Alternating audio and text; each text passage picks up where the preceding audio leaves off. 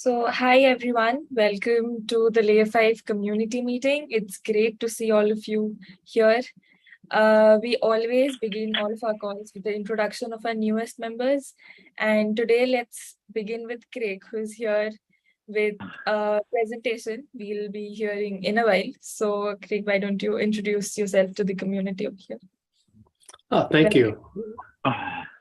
Really glad to be here. Thanks for the welcome. I'm a product manager at GitHub.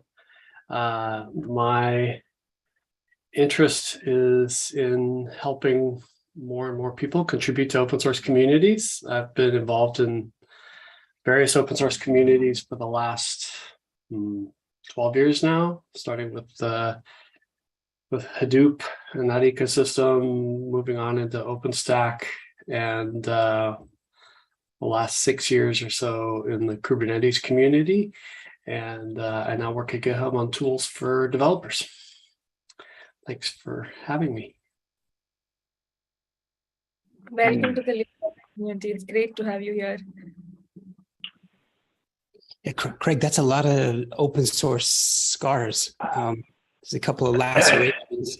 I tell people there's a couple of lacerations from that haven't really gone away from some time in OpenStack for me. Anyway.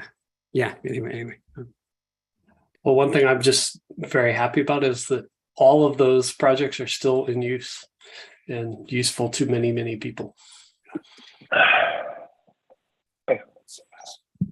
So many people don't recognize the long tail of software. Like the developing or the initial development of it's sort of the short part of its full life cycle. Nice. Debopriya, do we have other new folks on the call? I think so. Is there anyone who's attending the call for the first time? I see a couple of newcomers. Cyrene, is this your first call? I'm sorry if I'm pronouncing. Hello. Yes, it's my first time attending. You can give a quick intro to all of us over here. Okay. My name is Cyrene Gamoudi. I'm from Tunisia. I joined the Slack for Layer5 recently. I'm still kind of discovering the project and everything. And that's it, I guess. Thank you for having me. That's great. Thank you. Anyone else who's new to the community? Feel free to introduce yourself to everyone over here.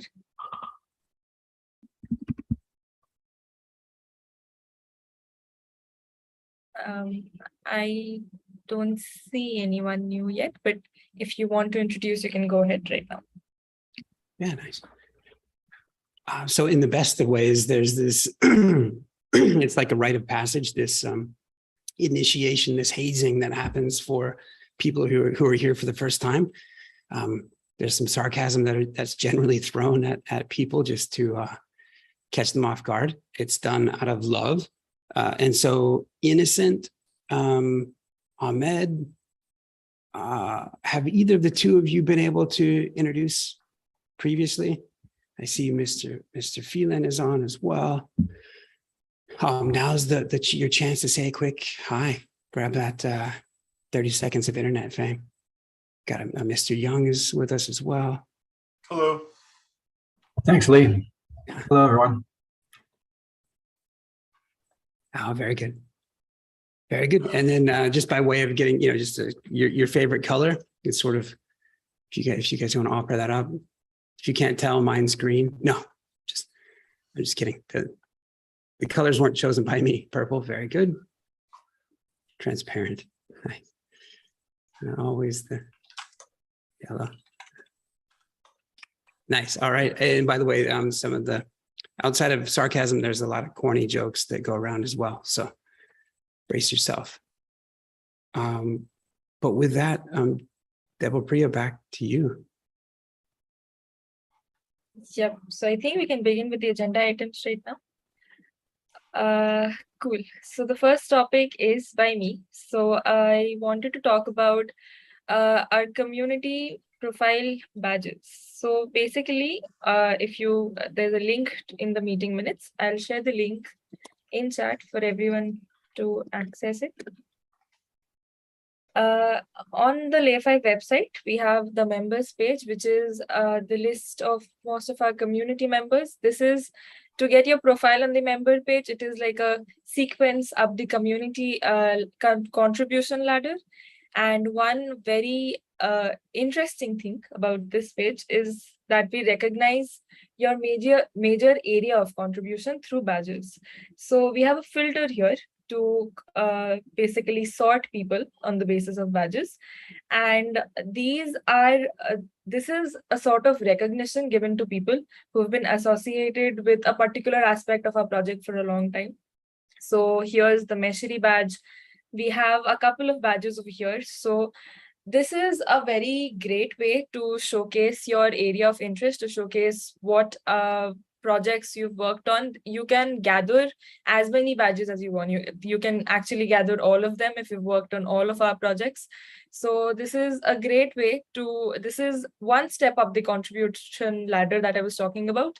So start contributing if you want. You can, as and when you spend more time in the projects here, you can get these badges. We have community managers, we have meshmates, continuously monitoring all the activity that happens here. And yeah, so this is mostly about badges. Does anyone else over here who has received any of these badges want to talk about this journey? So Yeah, here are the people who get the Meshery badge. Gaurav, Abhi, anyone of you can tell us what you did, what's the experience like? Yeah, for me, I received the Meshery Badge by contributing to it like a lot. So meanwhile, I learned a lot, and I was nowhere standing any chance to contribute to such a big project and worthwhile project. So yeah, I got it by contributing. That's what I want to say. Great. And Also, yeah, spending some time. right. Giving Lee some money. Yeah. Donations accepted. Yeah, no.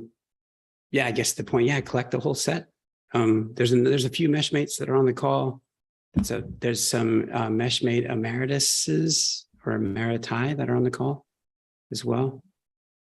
Anyway, we certainly, I think Debopriya's point here is that like it's not always people are super excited generally, which is nice to get a member profile on the page. It's just a recognition of the fact that you've kind of found a home and you've been around for a while, you've been being impactful.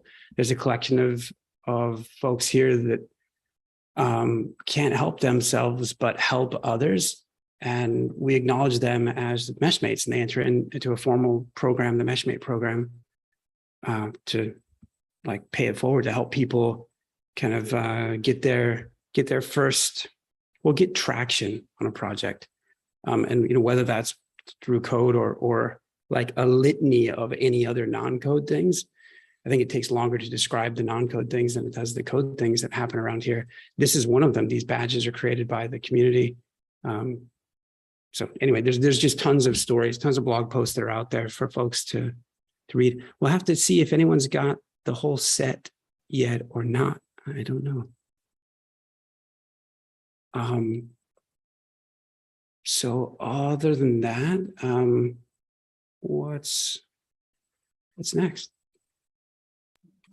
So talking about non-code contributions, there's also a new writing program that we have, the Layer5 writing program, and this welcomes all writers. You don't have to be necessarily a member of the Layer5 community. You can be a guest writer. So you can write anything from blog posts to resource articles. We have a collection for blog posts. Similarly, we have a collection for resources, cloud native resources, which includes all these various types, and there could be anything else, anything more that you want to add to this, articles, workshops, recorded webinars, anything. The list is endless. So if you have any sort of knowledge that you want to share, or if you've been contributing for a long while and you've worked on a new feature, you want to show off that new feature of yours, feel free to write a blog post. This is open to everybody. All that you have to do is fill out this content form that we have over here, and a member of the team will reach out to you, let you know of the next steps. So this is a very, this is open for everyone. And if you think that you want to get accustomed to our projects first, there are a couple of resources available as well. One of them is mentioned here, the Layer5 learning paths. It has a couple of courses. There are a ton of coming soon courses. We have this active course, which is Introduction to Service Meshes and Advanced Concepts of Service Meshes. So it takes you through a step-by-step process, chapter-wise course for you to master service meshes. There are also, okay, so there's an option to switch between the service meshes as well. So you can do Linkerd, you can do Istio. So make use of this, learn about service meshes. This is a huge effort. This is a huge project that our community members have put together. So there's a ton of other resources as well. It's all available on the website. We have books, we have workshops. So yeah, I just wanted to point everyone out, every newcomer, everyone who's been here for a long time as well. Make use of these workshops, and these are actually pretty great. So yeah, any questions till now? Or any volunteers? You can always go. I've added all links over here, so you can volunteer anytime you want.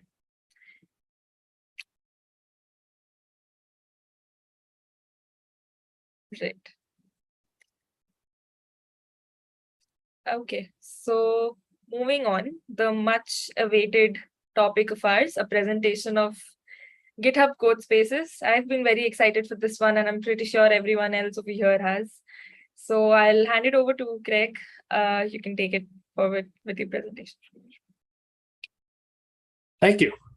Yeah, I'll just say this is a strange experience to be presenting at my very first meeting in a community. It's not normally how I like to work.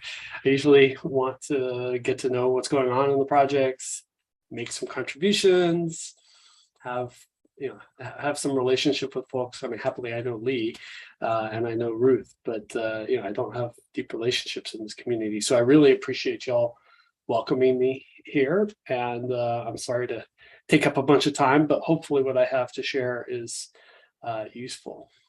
So by way of talking about what I'm going to talk about, I actually have a few slides that I'd like to share, if that's okay. Nice. Let's do that. I'll share my desktop. It's the easiest way to get there. Do you see my slides? There it is. Yep. Great. I will try to have the chat up, just making sure I've got all the stuff on different screens here so I can see your beautiful faces. Oh, come on, Zoom. Don't do that. Why does it feel like it has to rearrange everything? Okay, there we go.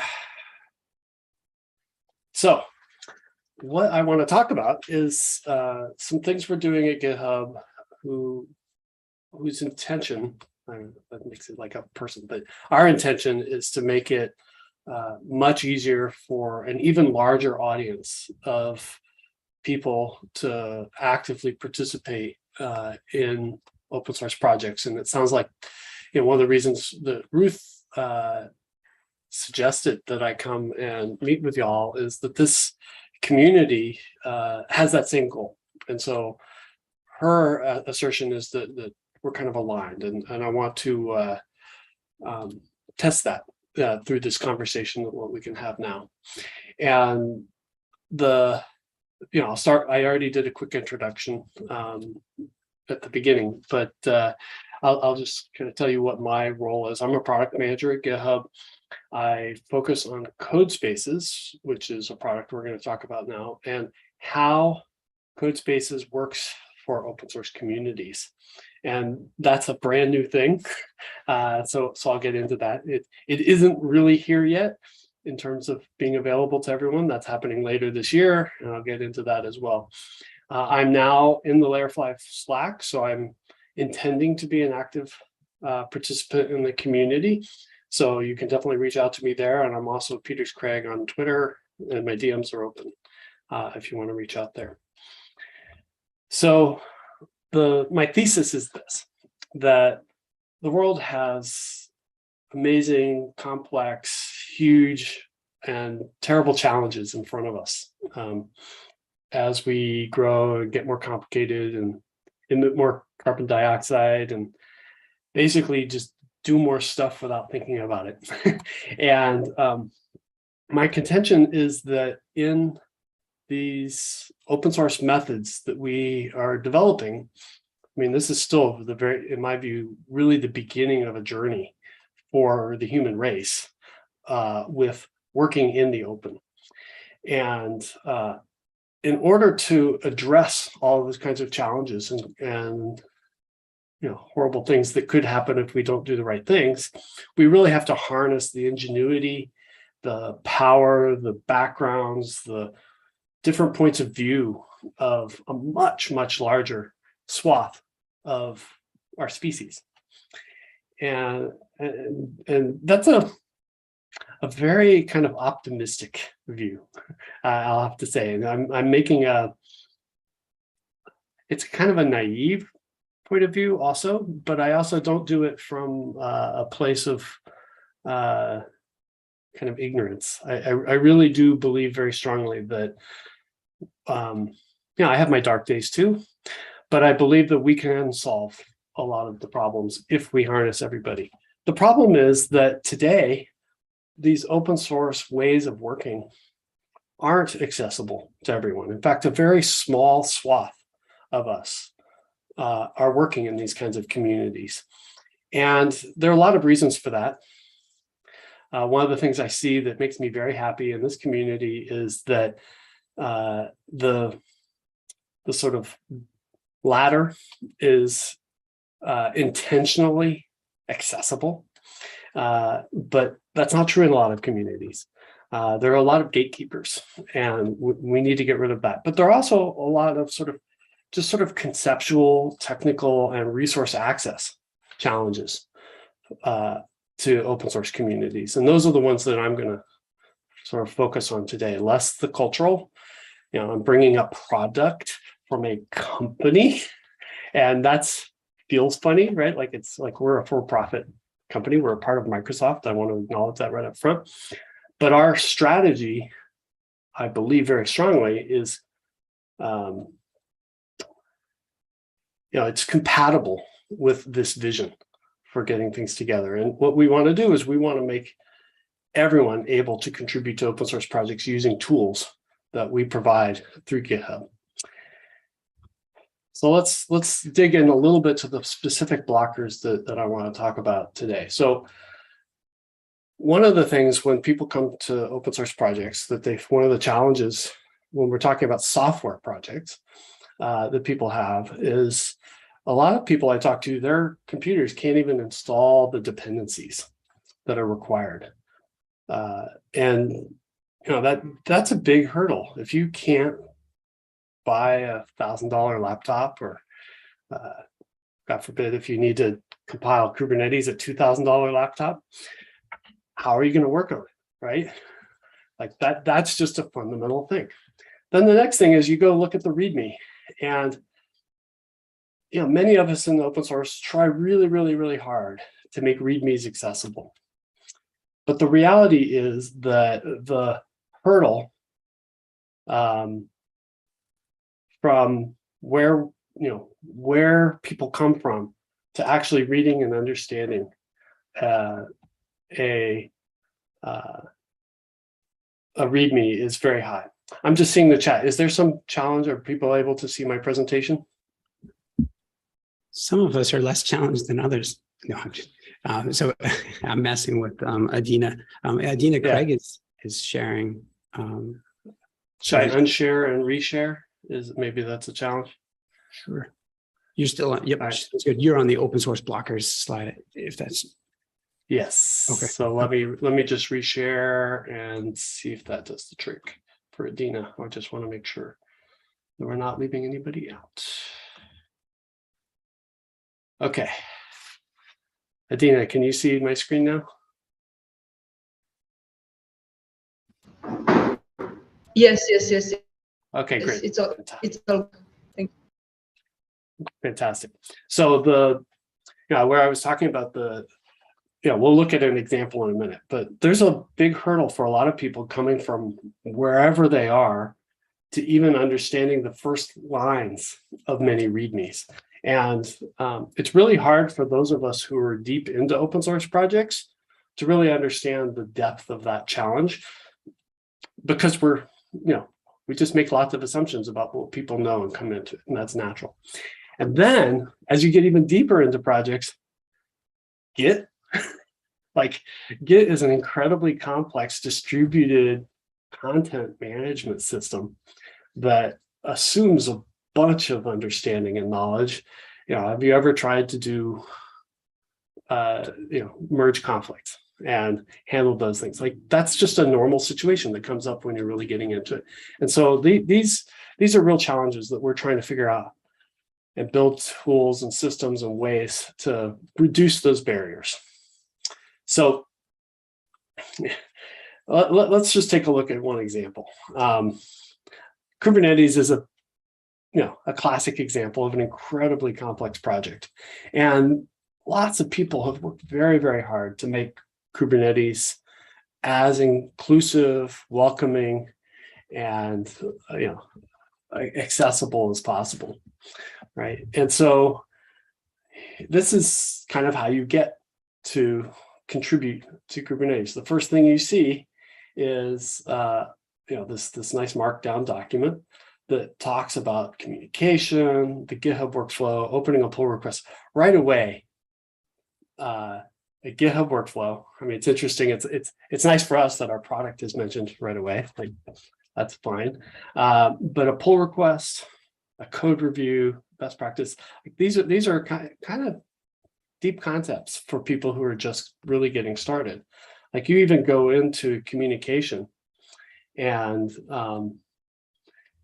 right away, it is your best contact for your SIG of issues related to the SIG's topic. I mean, what? Right? Like, this is not really a thing that is easy to consume. So let's talk about an alternative. Go back to sharing, make sure. Yep. Okay. Codespaces. I'm going to jump in and I'm going to introduce Codespaces a little bit, and then I'm going to come back to talking about how Codespaces can help address that problem. So a Codespace is an on-demand managed environment. What does that mean? It means that it is computing that's available when you want it, and it's managed, meaning GitHub takes care of all of the provisioning, deprovisioning, configuration, security, all the things you need to do to make sure that that's a safe environment for you to work. And that reduces a bunch of hurdles for people working.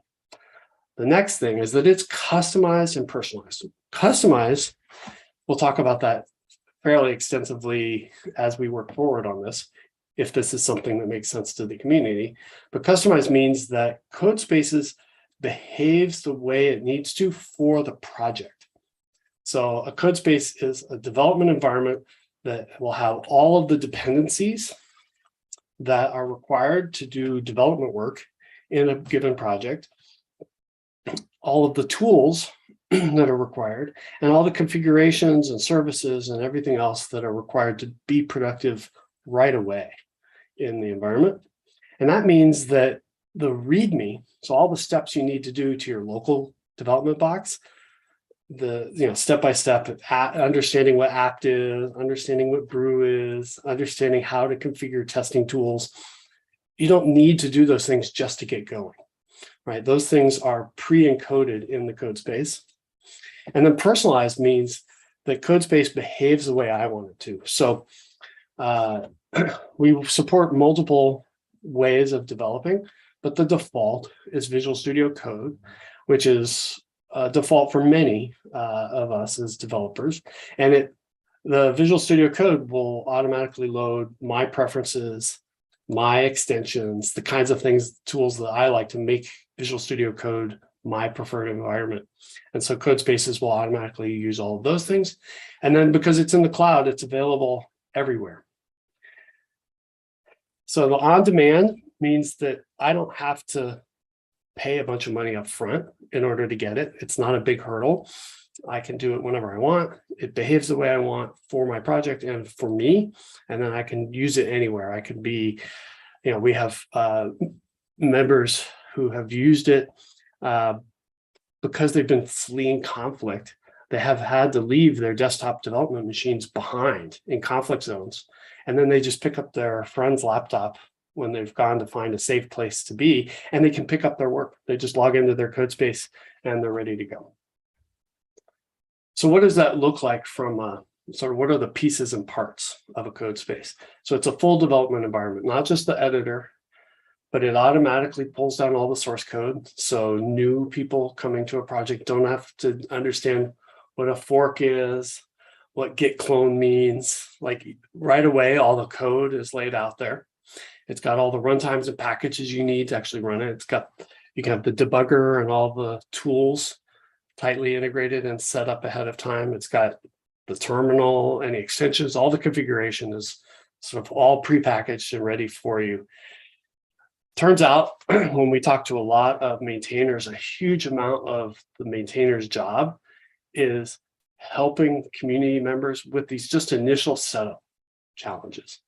And so this reduces the amount of frustration that new contributors have coming to a project and reduces the frustration and stress level for maintainers who are, like burnout is a big problem in a lot of our open source communities. And maintainers are constantly trying to balance, like, well, when do I invest time in the code? When do I invest time in the community? When do I invest time in the new contributor experience? And so this is intended to be like a quantum leap forward for the maintainers to have a central place to manage these configurations and customizations so that new contributor experiences are just that much smoother and leap people further into the participation in communities right away. So what does that kind of look like in the UI? So I just made a really silly pull request against one of the READMEs in the Kubernetes community. I haven't actually committed this yet. This was staged in my fork to kind of show the point, but I'm actually working with the Kubernetes contributor experience team next week, starting to do this work for real, to make it so that when you go into Kubernetes, you'll have a button that says, just get going, click here, and you'll get an environment that allows you to work with the code right away. And so one of the things I'm trying to illustrate here is that one of the really complex things for people to understand is, well, what is a pull request, right? And when you do it in Codespaces using the extension for GitHub pull requests, you'll see here, I've got my original README. I've got the changes I made to the README here. I've just added a new option.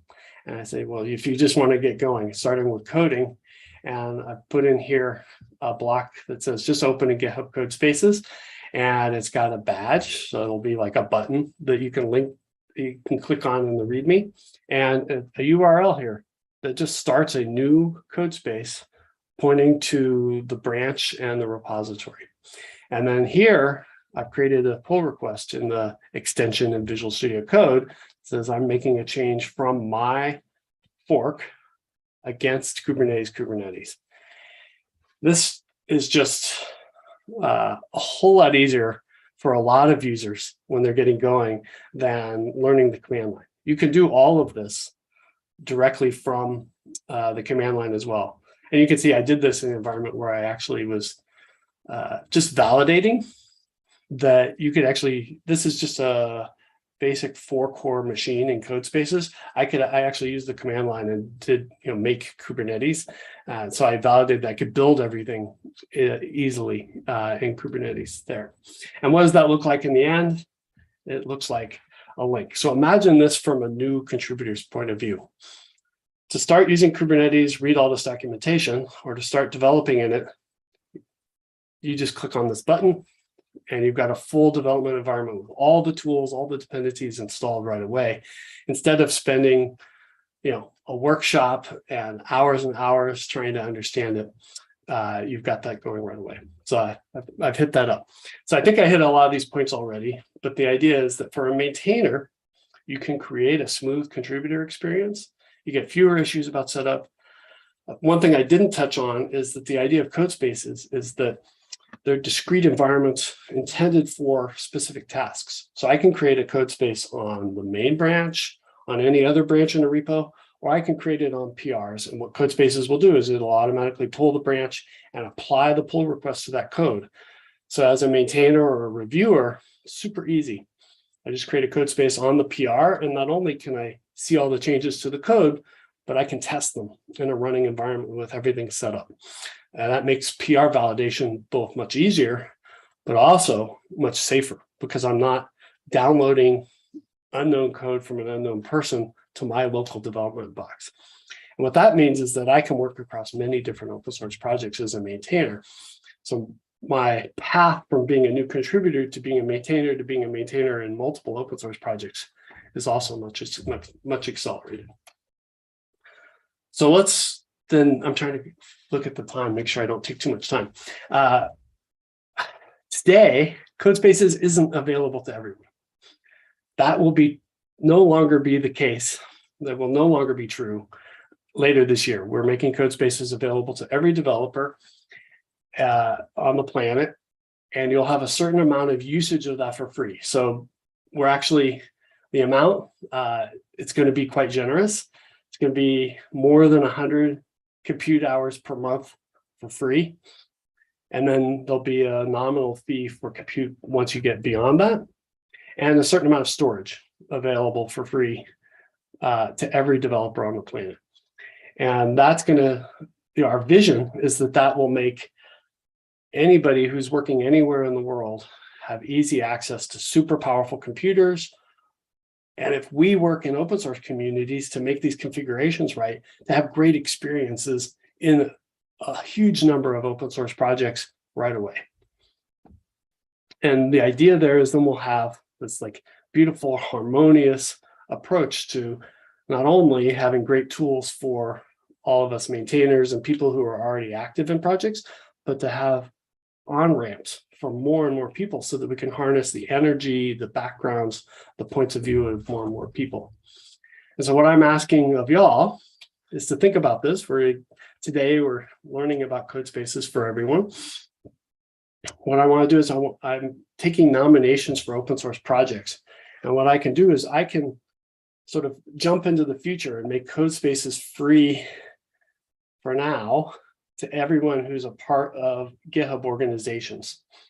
And we can then work together to add the development containers. Those are the actual configurations that specify how open source project can work with Codespaces and be perfect. And then before the end of this year, we're going to make it available to everyone. And that way, you'll already be set, right? And we'll also have the benefit of collaborating with y'all to make that experience great. We can make our product even better from the feedback I get from the community, right? As being a part of that community. So that's what I'm asking today. So that's my bit.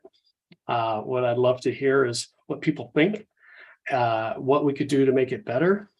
And actually Lee happily already created an issue where we can track this work in the Meshery project. So I noticed that Lee created this nice issue to track creating this. So I really would love to work with any of you and all of you to see if this actually makes sense to move forward with and go from here. That's a great questions for Craig. everybody gets the Codespaces concept. I won't re-articulate the value proposition that Craig just mentioned. Like it's quite attractive to a project like Meshery, in part because, well, just for example, any number of folks will come and try to contribute to the UI, and the UI is currently undergoing a refactoring. Just for Meshery is one of a few different projects that this community has, but it's the biggest one. And turns out in the same repository, if you're going to build kind of all of Meshery and have the UI be dynamic, well, you've got to compile some Go as well. And then there's some particular rigmarole about what version of Go, and do you have make installed, and et cetera. And it just sort of unravels into a ball of frustration, or maybe it rolls up into a ball of frustration. And so for my part, I'm hopeful that there's an easy button to one of Craig's points, like unlocking exactly what we've spent tons of time trying to do, is like refining the on-ramp into the project. And so this stands to be a core part of that. A question from my part for you, Craig, sounded like there's probably a little bit of maybe some aspects of this that are TBD, but looking into the future as Codespaces becomes generally available, and the thought is that there would be 100 hours per person using those. Is that the general, like a GitHub account itself is, well, typically, unless you're in a soul-crushing corporate enterprise, like the GitHub account is your account, your thing, and you carry it with you. And again, unless you're in a really backwards organization that doesn't believe in that philosophy, the Codespaces hours are, it sounds like, at least in context of individual contribution within open source land, it's the individual's hours, the contributor's hours to take wherever they go. That's a great question. So we have, so yes, and the way it works is that when you're contributing to your own passion projects or open source projects that are in organizations, typically it's very confusing because GitHub has organizations and individual accounts. Those are kind of the two fundamental building blocks. We have free organizations and we have paid organizations.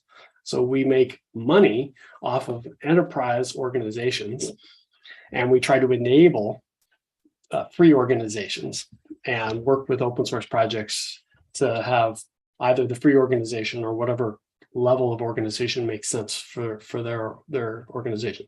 The organization can choose to pay for Codespaces in those organizations or not. That's a configuration that's possible to that. And so when I create a Codespace in an organization, by default, my free usage will be the first thing consumed, unless that organization has chosen to pay for Codespaces made from that organization.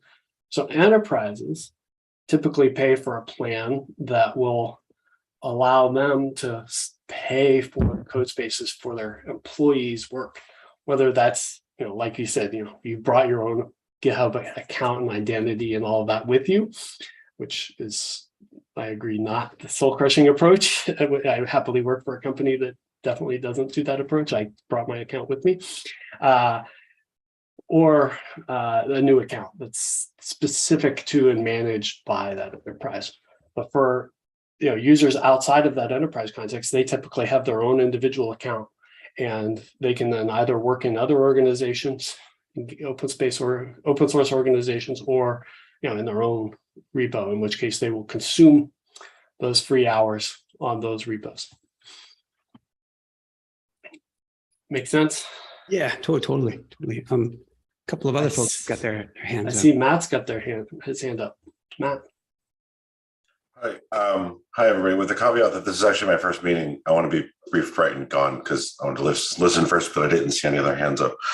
If I understand this right, when you say Microsoft and or GitHub is going to enable this for a project or for a set of humans, those are little buckets of compute, basically, that start with a container as their starting state. So I guess the couple of questions I have are kind of, I think there's three main ones, and address them however you like, I suppose, but how ephemeral are these environments, and are they programmable? Meaning, could you have a fail, every time a CI job runs and fails, say, could the failing state be added as an additional layer on top of whatever base layer the dev environment was? So time to diagnose a failed CI job for whatever reason is the failed state is loaded already. Like we did this way back when with Hyper-V.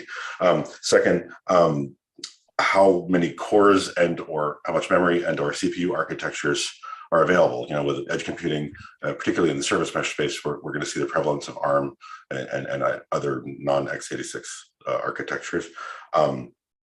And three, can you dial up or down? So should we consider this really just the development environment or the jump box from which you would go do something? And then if you wanted to work with GitHub deployments or your own infrastructure to actually have clusters and meshes deployed, is there any facilities or infrastructure or APIs to connect things in a secure way using GitHub secrets? So those are kind of my three broad questions. Those are great questions. So let me see if I can recall them and go through them one at a time. So the first one was about when you have, say, build or actions failures, can you layer a code space on top of that to do diagnosis of that test failure? That is absolutely our vision of where we're going. There are some technical reasons that actions and code spaces were built in parallel by different teams with different assumptions. That's actually one of the core things I'm working on as a product manager at GitHub, is to solve that challenge. I want it works in my dev environment and it works in my build environment. I never want to see it works in my dev environment, but not my build environment, and vice versa. I want the story that you just told to be absolutely true. We aren't there yet. In particular for this community too, like service meshes and all of these things it can take quite some time, and they're complex already. And so you have a failing case on top of quite a few different layers. So I think the time to, from a productivity perspective, particularly for new contributors, but for people that do a lot of code reviews as well, or want to replicate a failed or a passing test result, because it works in the positive case as well. Like I'm code reviewing, I want to be able to debug it. That's a much better way to code review than. Right. And so what we can do today is make sure that all of your tests that run automated, you can also run them in your Codespaces environment. It isn't yet true that it's easy to bind a code space to a failure case in the test environment. So we'll make that true in the future. The second question was about sort of scale of the resources. So we have different machine types that are available, everything from 2-core to 32-core machines, and one GPU type that we're currently working on rolling out a beta for different kinds of use cases. And so the 100 plus, I can't specify the exact number of hours of included free usage, are actually core hours. So if you use a 2-core machine, the number of hours that we get, the included hours would be half of that, because there's the multiplier factor for each of the cores that you're consuming. And so you can use, a 16 or 32 core machine for the period of time you need. Your second part of that question was about the sort of persistence of those. So configurable, those machines are intended to be sort of task specific and ephemeral. So the idea is I'm reviewing a PR, I spin up a code space, I work on that PR, I'm done with that review for now. I might need to come back to it later. I suspend that code space and I'm no longer consuming core hours until I resume that work, right? Or I'm creating a new contribution. I want to play around with the code. I don't even know what I want to do. I'm going to create a code space. I'll play around with it. I'll stash my changes in my own fork. Code space goes away. It's easy to spin up another code space with my new changes that are in my own fork.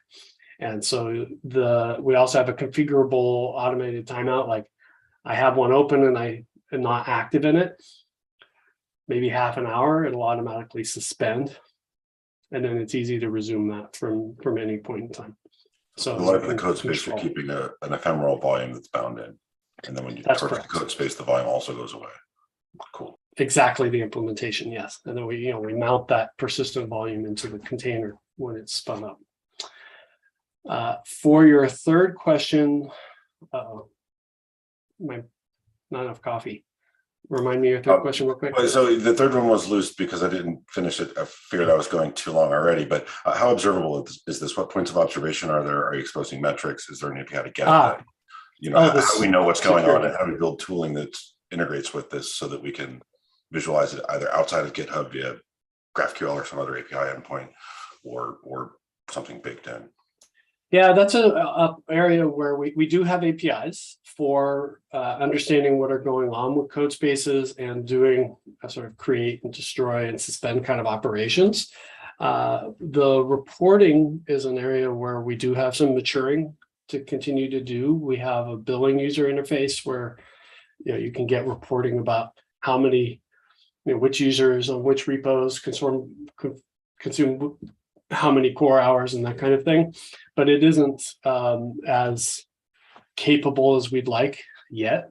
That's an active area of investment.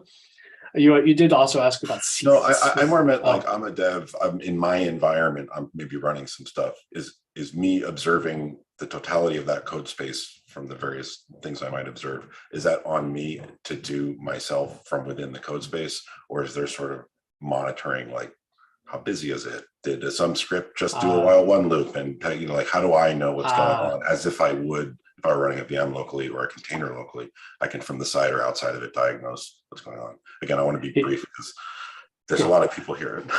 That's a great question. So today it's very much kind of on you to do the observation from within the container.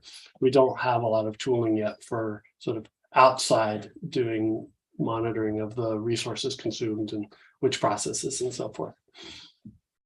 So that's still future work. And then there are secrets. Yes, you can use the secrets that you configure in GitHub to manage their permissions and how Codespaces connects to multiple repositories. And then I noticed there's some questions in the chat. So Lee was asking, is it multi-container capable? And the answer there is yes. It supports both Docker in Docker and Docker from Docker and Docker compose scenarios. So if you have multiple services you need to run, all of that's supported from multiple containers. And then are the 100 hours tethered to specific architectures? No. It's essentially per core, and it's just a core multiplier.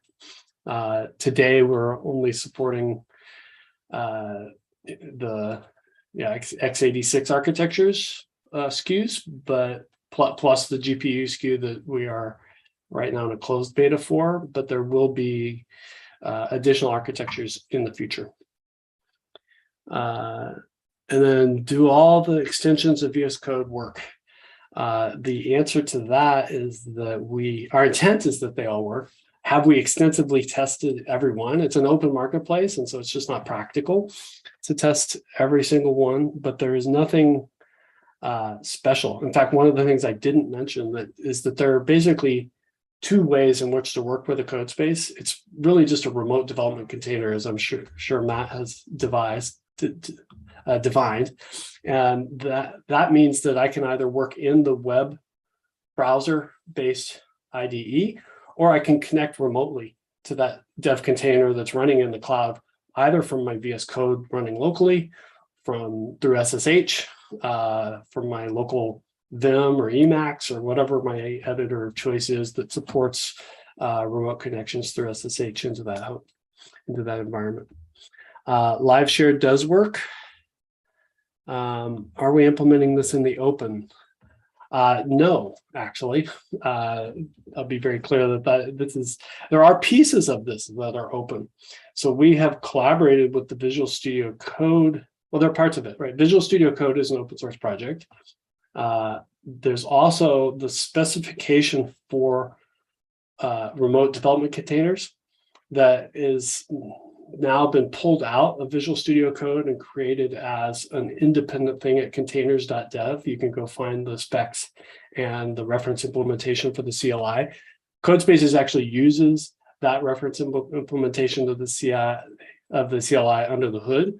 So the intent is that way, anybody who wants to create a new IDE that works with Codespaces or any remote development container, we can have a common set of interfaces to work with.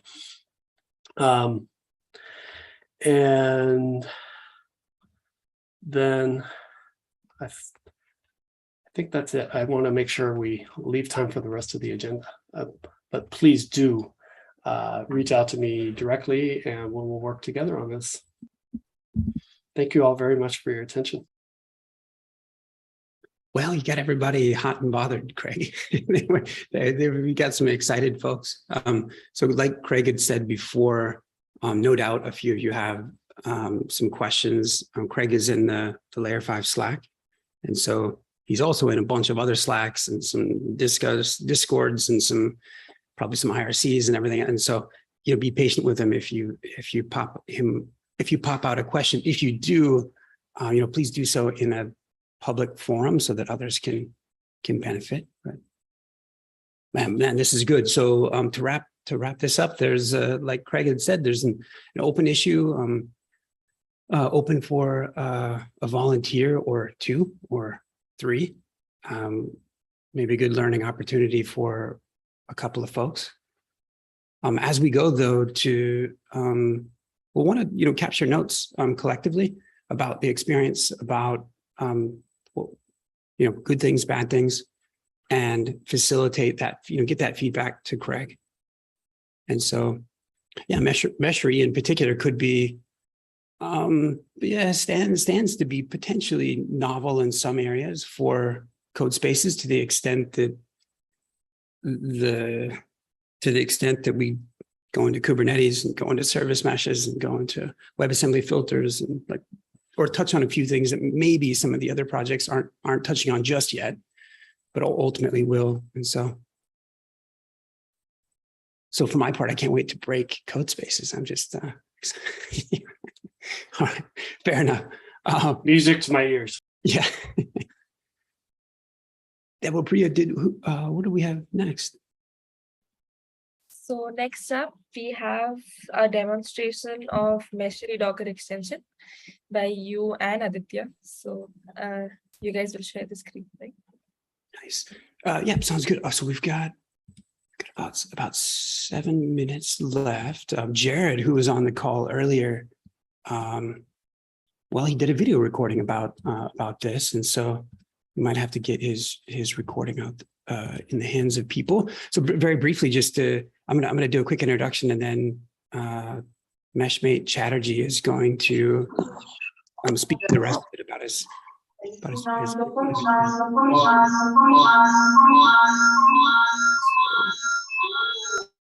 Nice. And so Docker Desktop, I think, is here for Windows, Linux, now Linux and Mac. So I'm running a Mac, I'm running Docker Desktop. There's a new marketplace for extensions inside of Docker. There used to be, and there still is, Docker plugins, which were more of a CLI extension. So you could create a plugin as a container or a set of containers and do a Docker CLI, Docker plugin. Now Docker Desktop has extensions, kind of a similar concept, but a little more, arguably more accessible, or there's a marketplace for these extensions. This was announced just this last DockerCon a couple of months or so ago. And of the first ones to come out, Layer5 and the Meshery project, our Docker partners, had released, given a couple of talks at this last DockerCon about Meshery. Actually, we were fortunate to do one of the talks with HashiCorp and Console, and the other one with the good folks at HPE on the Spire and Spiffy projects. As a matter of fact, Spire is like inches away from, I think, becoming a graduated project. There's Spiffy and Spire both. And so if we don't cover everything today, there's a couple of links that I'm sure And I'm sure will be shared so you can hear more bad jokes in the recordings. I'm going to pause here and let Aditya maybe speak to the extension and how it works. Yep. Okay, I'll take over then. Awesome. So Lee already has the extension installed. So hey guys, so basically what so for DockerCon 2022, Docker came up with two really great introductions to Docker Desktop. One was a Docker Desktop for Linux, which was much awaited, and Docker extensions, and we got to be part of one of the first extensions here. So what happens here is when you go and install an extension from the marketplace, it installs a container, and for Meshery particularly, we have a Docker Desktop extension container in which these adapters get installed inside those containers as subcontainers. So the screen that Lee has up right now, it's after you log into the Docker Desktop extension of Meshery. You first have to get a token, and then you are redirected to this UI. So yeah, as he clicked on the logo right now, you go into the Meshery dashboard, and that's it. This is the easiest way to deploy Meshery on your system. We also have an extension which is called Meshmap, as you can see here. Whatever service mesh is not from him, but he has an adapter for it. Nice. And Adina is active today. But yeah, Aditya, I think you were dropping down to Meshmap. Is that where you were? So yeah, so this is basically an extension within the extension. This Meshmap is what we are working on. This is what we mostly focus on. Other than Meshery UI, this lets you visualize and design your Kubernetes deployments, your service meshes. This is something to try out.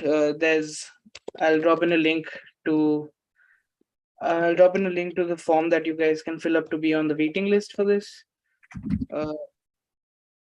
Yeah, as Lee is demonstrating over here, it's pretty cool. This is our Codespaces. You guys go ahead and break things here as well to test it out, because there are bugs. There are plenty of bugs that we can't see, but yeah, please get on the waiting list to test it out. We really need feedback over here. And yeah, like I said, this is the easiest way to get around doing things, because I know how difficult it is to start your dev environment, or to get, especially for Windows users where you have to install make. That is a huge pain. So yeah, this is the easiest way to do anything on Meshery. So do check it out and give us your feedback. There might be some bugs in the extensions as well, so it's great. It's great to get as many eyes as possible on this. Nice. Aditya, thanks for that. That was a whirlwind tour. I can't believe this. We're actually about to end on time.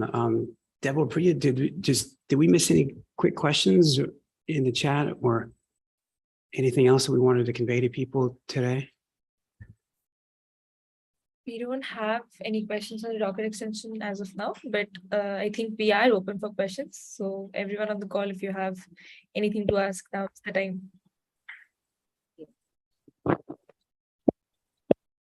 I went as fast as I can so that we could entertain a couple of questions. It's just whiplash right about here. It was a little just give fair warning next time. It'll be good.